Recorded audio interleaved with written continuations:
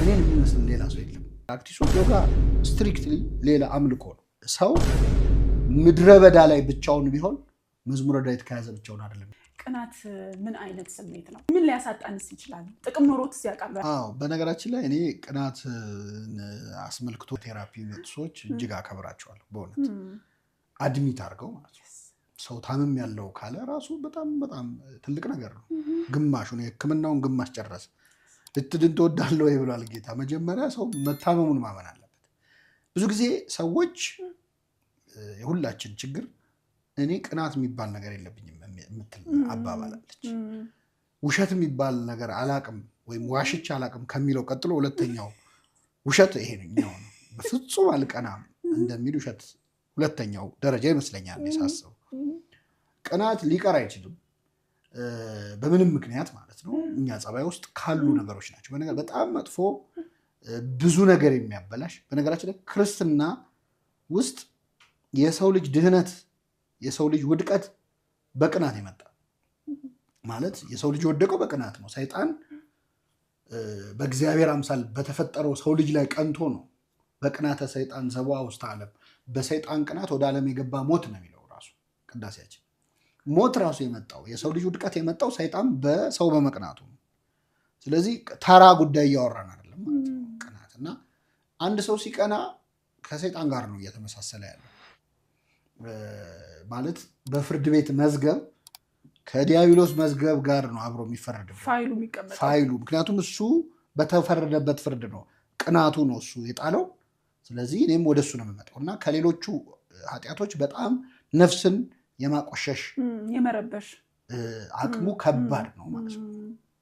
ትልቁ ነገር በመጀመሪያ አድሚት ማድረግ ነው። ቅናት ሊሰማ ሲችል በቃ ይሄ ቀንቻለሁ፣ እንደዚህ አይነት ስሜት ተሰምቶኛል ብሎ አድሚት ማድረግ እና ከዛ በኋላ የምናደርገው ሪያክሽን ነው እኛ እንዲፋይን የሚያደርግ።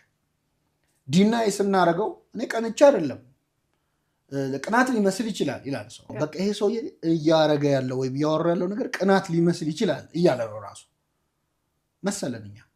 እሱም ራሱ ግን መስሎታል ማለት እቺ ከራስ ጋር መቼስ ኦፊሻሊ ሰው ቀንቻለሁ። ቅዱስ ባስልዮስ የሚባል አባት ሰው ንስሐ ለመግባት ከሚቸገራቸው ኃጢአቶች አንዱ ቅናት ነው። ቀንቻለሁ ብሎ ጀስቲፋይ ያደርገዋል ለሆነ ነገር።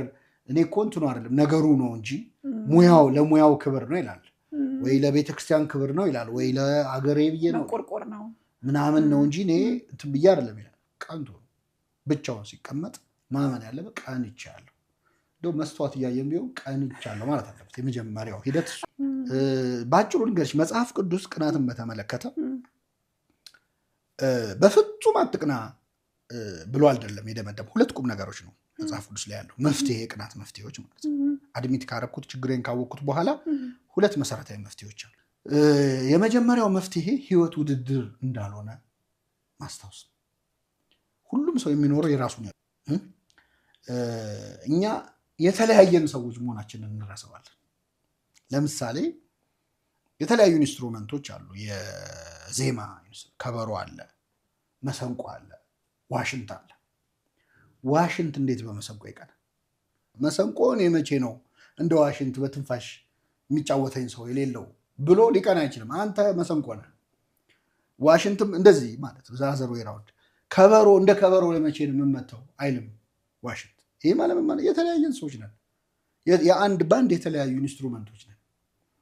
እኔን የሚመስል ሌላ ሰው የለም። እኔ መጫወት ያለብኝ ራሴ ነው። እኔ መሰንቆ ከሆንኩ እሱ ከበሮ ከሆነ እሱ ክራር ከሆነ ሁሉም የየራሱ ሮል አለ በህይወት ማለት ነው። እና በጣም ብዙ ክራሮች በመሰንቆ ቀንተው ነው ክራር ሳይሆኑ የሚሞቱት። ይሄ ማለት ምን ማለት ነው? የራሱን ኳሊቲ አፕሪሼት ማድረግ ያቆማል ሰው። የሆነን ሰው እያየ እድሜውን ይፈጃል። ቃየልና አቤል የተገዳደሉ ሰዎች ናቸው። እግዚአብሔር ያሳይሽ። 4 ሰው ነው ያለው ምድር ላይ፣ 6 ሰው አዳም ሔዋን የቃየልና አቤል 2 እህቶች እና ቃየልና አቤል ናቸው። 6 ሰው ነው ያለው። ምን ሪሶርስ ጠቦ ነው ውስጥ የተጣሉት? እኔ በአንቺ ስቀና እኔን የመሆን ጊዜን እያቃጠልኩ ነው፣ አንቺን ለመሆን ስታጠር ማለት ነው። ስለዚህ ለዚች አጭር እድሜ የሆነ ሰው ፕሮግረስ እያየው እንዲሆነ እያልኩ እየተደሰትኩ እየተቃጠልኩ እየተበሳጨው ለምን ጊዜን አጠፋዋለሁ? አንተን በመሆን ቢዚ ከሆንክ የሌላው ጉዳይ አሳስበ እና ብዙ ጊዜ ቅናት የሚመነጨው እግዚአብሔር ለቃየል ምን አለው መሰለሽ? ስለምን ቀና ስለምን ፊት ጠቆረ አለውና ምን አለው መሰለሽ? መልካም ብታደርግ ፊት ያበራል ነበር አለው። ምን ማለት ነው?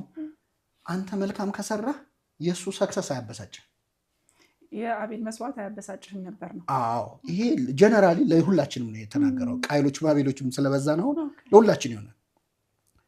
እኔ ጓደኛዬ መኪና ሲገዛ የምናደደው እኔ መኪና ስለሌለኝ፣ እሱ ከመግዛቱ በላይ እኔ ያለመኖር ጫና ሆኖብኝ ነው የምናደደው አይደል? ቢኖረኝ ግን ምንም አይመስለኝም። ስለዚህ የእሱ ሰክሰስ የሚያናድደኝ እኔ ፌል ስላደረኩ ነው። ስለዚህ መፍትሄው ምንድን ነው? የራሴ ላይ መስራት ነው። መልካም ብታደርግ ፊት ያበራ የለ ወይ? ለምን ራስ ላይ አታተኩርም? ያንተ ስኬት የእሱ ስኬት እንዳያናድድህ የማድረግ አቅም አለው። ስለዚህ የራስ ላይ ማተኮር፣ ከራስ ጋር መወዳደር። እኔ መብለጥ ያለብኝ ራሴን ነው። አሁን ያለሁትን ሄኖክን መብለጥ ነው እቅዴ መሆን ያለበት። ሁሉም ሰው አሁን ይህን ውይይት የሚሰማ ሰው መብለጥ ከፈለገ መወዳደር ከፈለገ አሁን ካለው ራሱ ጋር ከዚህ በኋላ 5 ዓመት ቢኖር የዛሬ 5 ዓመት ምን አይነት ሰው ነው የምሆነው እኔ ብሎ ትናንት ምን ነበርኩ፣ ከትናንት አሁን ይሻል ከሆነ ከዛሬ ነገ ምን አይነት ሰው ነው የምሆነው? ይሄኛውን ሰውዬ ብለጠው። ጎረቤትን እያየ ጊዜን አታጥፍ። እሱ የራሱን ሩጫ ነው የሚሮጠው።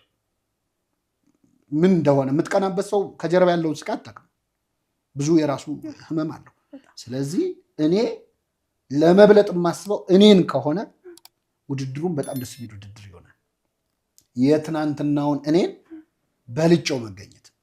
መልካም ብታደርግ ፊት ያበራል እንደተባለው ፊት ያበራል። አንድ ሁለተኛ እግዚአብሔር ይገርምሻል ቅኑ ደግሞ ብሎ አዟል። ለእንተ ተአቢ ጸጋ፣ ለምትበልጠው ጸጋ ቅኑ ይላል። አሁን ብዙ ጊዜ እኛ ገንዘብ ባለው እንቀናለን፣ ሀብት ባለው፣ ስልጣን ባለው፣ ውበት ባለው። ይሄ የተሳሳተ ቅናት ነው። ለሚበልጠው ጸጋ ቅኑ። እነዚህን የሚበልጣቸው ሌላ ጸጋ አለ። ምንድን ነው? ገንዘብ ባለው ሰው ከምቀና በሚመጸውት ሰው ብቀና፣ በመቄዶንያው ቢንያም ብቀና፣ በጣም ሀብታም ከሆነው ሰው ይልቅ ብዙ በሚሰጠው ሰው ብቀና፣ ሰዎች በጣም በሚወዱት ሰውዬ ከምቀና ሰዎችን በጣም በሚወድ ሰው ብቀናስ እሱ ይበልጣል። የሚበልጠው ጸጋዬ ነው።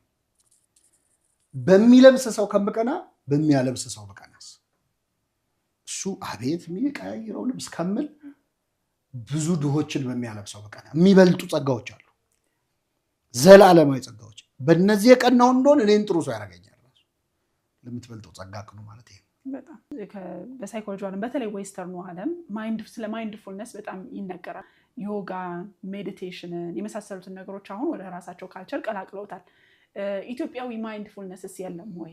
ምክንያቱም ስለ ዮጋ ሲወራ የራሱ የሆነ ሌላ ስፒሪቹዋል ኤሌመንት ስላለው በቀላሉ ፕራክቲስ የሚደረግ ነገር አይደለም ወይ? የሆነ ነገር ሳያጣርስ ፕራክቲስ ሊደረግ አይችልም። ኮር የሆነ ቫልዩ ሼክ ያደርጋል። ኢትዮጵያዊ የሆነ ማይንድፉል ፕራክቲስ ማግኘት ይቻል ይሆን? አለ እንጂ ምን መፈለግ ራሱ እኮ ያስፈልገውም። አንደኛ አሁናዊነት ወይም አሁን ላይ መሆን ነው አይደለ? ዋነኛ ሚሽኑ። የምንጸልየው ጸሎት ከአባታችን ይጀምራል። ማይንድፉልነስ ወይም ደግሞ አሁን ላይ ማተኮር። አባታችን ወይ በሰማያት የምትኖር ብዬ የዕለት እንጀራችንን ዛሬ ስጠን ነው የምለው። ስለ ነገ ስለምበላው አይደለም የምጸልየው፣ ስለ ዛሬ ነው። ይትበሉ ለነገ አትበሉ፣ ነገ ለራሱ ያስባልና ይላል መጽሐፉ። ስለ ነገ አትጨነቁ፣ ነገ ለራሱ ያስባል፣ እንደውም የነገ ክፋቱ ይበቃዋል ይላል። የቀኑ ክፋቱ ይበቃዋልና ስለ ነገ አታስቡ ይላል። ስለዚህ በተደጋጋሚ መጽሐፍ ቅዱስ አሁን ላይ እንድናተኩር በትናንትናና በነገ ምክንያት አሁናችንን ሉዝ እንዳናደርግ የሚያስተምሩ ብዙ መጽሐፍ ቅዱሳዊ ሀሳቦች አሉ። ከዛ ውጭ እንደ ዮጋ አይነት ፕራክቲሶች፣ ዮጋ ስትሪክትሊ ሌላ አምልኮ ነው። እንደውም እሱ ላይ በተጨመር ደስ ይለኛል። አሁን ብዙ ሰዎች ይከራከራሉ። እኔ ከአምልኮውን ሳልሳተፍ ሰውነቴን ባፍታታ ምን ችግር አለው? ይሄ ምን ችግር አለው? የሚያመጣው ጣጣ መሀል ማለት ይሄ ምንድነው? ስጋውን ሳልበላ መረቁን ብጠጣ ምንም ችግር የለውም አይነት ነገር ነው። አንደኛ ምን አይነት መንፈስ እየጠራን እንዳላናቅ፣ ምንም ችግር ከሌለው እዛ ጋር የሚደረጉት ሪቹዋሎች ለምን ያስፈልጋሉ? ለስፖርት ከሆነ ሰው በራሱ መንገድ ማድረግ የሚችላቸው ብዙ ነገሮች አሉ። አንደኛ የሚደረጉት ሳይኖች በሙሉ የምንቀመጥበት መንገድ፣ ጸጥ ምንልበት፣ የምንበረከክበት ምናምን እያንዳንዱ ነገር ፖዞቹ በሙሉ የሆነን ነገር ኢሚቴት እያደረግን ነው። ከፍ ሲል የሆኑ አራዊትን የሆኑ እንስሳትን አይነት ሙቮች የሆኑ አይነት ፖዚሽኖችን ኢሚቴት የማድረግ ስራ ነው። ስለዚህ ሳያውቀው ሰውየው አውቆት የሚሆን ሳያውቀው የሆነ አይነት ከልት ውስጥ የሆነ አይነት ሪቹዋል ውስጥ እየገባ ነው። በስፒሪቹዋል አይን ማየት ደረጃ ላይ ቢደርስ ምን አይነት መንፈስ እየጠራ እንዳለ ከምን ጋር ኮኔክት እያደረገ እንዳለ አይታወቅም። ማለት ይሄ እኔ አላምንበትም እኮ ግን ሰግዳለሁ እንደማለት ነው። አሁን አንድ ክርስቲያን ያልሆነ ሰው የማያምን ሰው ምን ችግር አለው ብጾም፣ ብጸልይ፣ ባስቀድስ፣ ብሰግድ፣ ጠበል ብጠመቅ ግን አላምንበትም እንደማለት ነው። የዚህ ሪቨርሱ ማለት ነው። ስለዚህ ምን አይነት መናፍስትን እንደምንጠራ ምን አይነት ክፉ ነገር በሰውነታችን ላይ እንደምናመጣ አናውቀው። በነፍሳችን ላይ ምን አይነት ነገር እንደምናመጣ አናውቀው። በዛ አይነት መንፈሳዊነት ደረጃ ላይ ብንሆን ኖሮ ይታየን ነበር። ግን ስለማይታየን በቃ ያ ሃይማኖት ነው። ስትሪክትሊ ይህንን መወሰን ያስፈልጋል። መምረጥ የምታመልኩትን ዛሬ ምረጡ ነው ያለው። ስለዚህ መምረጥ ያስፈልጋል። እስከ መቼ በሁለት ሀሳብ ታነክሳላችሁ ነው የሚለው እና ከዛ ውጪ ሜዲቴሽን፣ ጸጥታ፣ አርምሞ እነዚህ ነገሮች ከክርስትና የተወሰዱ እጅግ በጣም ፕሮፋውንድ የሆነ ካልቸር ያለበት ቤተክርስቲያን ውስጥ ነው ያለው። አንደኛ ጾም ኢንተርሚተንት ፋስቲንግ ተብሎ ስሙ ተቀይሮ በኤክስፖርት ስታንዳርድ ሄዶ መጥቶ ካልሆነ በስተቀር ጾም ነበረኛ ጋር በሆነ ያህል ሰዓት መብላት፣ አንድ ጊዜ መብላት ምናምን የሚለው ማለት ነው። እኛ ጋር የኖረ ነው። ጾም ዘወትር ይባላል። እኛ ነጭ ነክቶት ሲመጣ የሆነ ነገር አዲስ ነገር ይሄ ቆዳ ከዚህ ሄዶ ሌዘር ተብሎ እንደሚመጣው አይነት ማለት ነው። አንደኛው። ሁለተኛው በጣም የሚገርም የሜዲቴሽን እና የቴራፒ መጽሐፍ መዝሙረ ዳዊት ነው። ለየትኛውም አይነት ስቴት ኦፍ ማይንድ ለየትኛውም አይነት ሰው ምድረ በዳ ላይ ብቻውን ቢሆን መዝሙረ ዳዊት ከያዘ ብቻውን አይደለም ይባላል። ማለት ብቻውን ምንም በሌለበት በረሃ ላይ ቢሆን እጁ ላይ መዝሙረ ዳዊት ካለ ብቻውን አይደለም። መዝሙረ ዳዊት ላይ በጣም ደስተኛ የሆነ ሰው ደስታ አለው፣ ኑ በእግዚአብሔር ደስ ይበለን ይለዋል። በጣም ሀዘን ላይ የሆነ ሰው፣ ጥልቅ ሀዘን ላይ ያለ ሰው ዳዊት ጥልቅ ሀዘን ላይ ሆኖ ያናግረዋል። እና በዳዊት መዝሙር ውስጥ ሁሉም አይነት ስቴት ኦፍ ማይንድ አለ። ለዳዊት የኔን ጉዳይ ማነገረው እስኪባል ድረስ ሁላችንም አንዳንድ እንደውም ጸሎቱን ላይ አይመስልም። አንዳንዴ ዳዊት ከፈጣሪ ይጣላል። አምላኬ አምላኬ ለምን ተውከኝ? አንተማ እኔን መስማት ከእኔ ርቀሃል፣ አንተ ትመሰገናለህ በክብርህ፣ እኔ ግን እዚህ እየተሰቃየሁ ነው ይላል። ለምን አትሰብ፣ ለምን ትተኛለህ፣ ለምን ትነውጥ፣ አቤቱ ንቃ፣ ለምን ትተኛለህ ይላል ዳዊት። አሁን ለእግዚአብሔር ለምን ትተኛለህ ይባላል? ማንም ደፍሮ አይልም። ግን አንዳንዴ ምነው ተውከኝ የምንልባቸው ሞመንቶች አሉ። ያን ሞመንት ዳዊት ብሎታል። አንዳንዴ አግሊ ቶቶቹንም አልደበቀም ዳዊት። አሁን ብስጭት ብሎ እንደው የሚበድሉኝም በድላቸው እንዲያደርጋቸው ይላል። አሁን ይሄ እንዴት ጸሎት ውስጥ ይገባል ትያለሽ? ግን ሰውኛ ነው፣ አይምሮ ማሰብ አያቆምም አይደለ?